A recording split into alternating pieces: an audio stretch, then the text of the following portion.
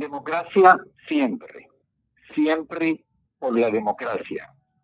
Quiero expresar mi enérgica condena a las acciones violentas ocurridas recientemente en Brasil contra las instituciones democráticas.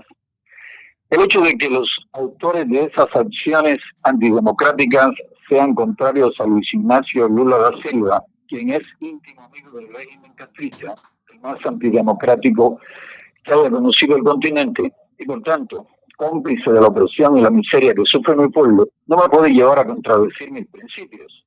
Estoy y siempre estaré a favor de la democracia y los derechos humanos y condenaré siempre el actuar antidemocrático sea protagonizado por la extrema izquierda o por extremistas de derecha. Ante estas acciones violentas en su país, Lula expresó una hermosa frase: democracia siempre.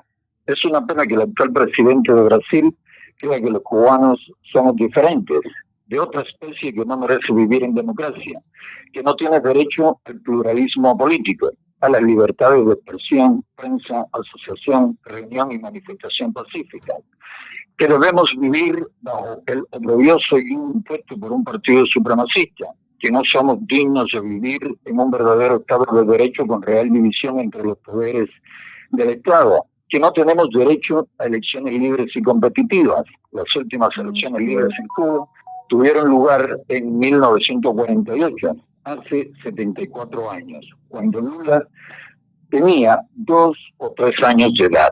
Estoy muy de acuerdo con esta frase de Lula. Me gusta para Brasil, Bolivia y Perú, pero también para Cuba, Venezuela y Nicaragua. Me gusta para todo el continente. Me gusta para Corea del Norte, Arabia Saudí y Eritrea. Me gusta para todo el planeta. Por eso nos encontramos en terrible prisión por luchar siempre por la democracia pacíficamente. Amigo de quién y de qué.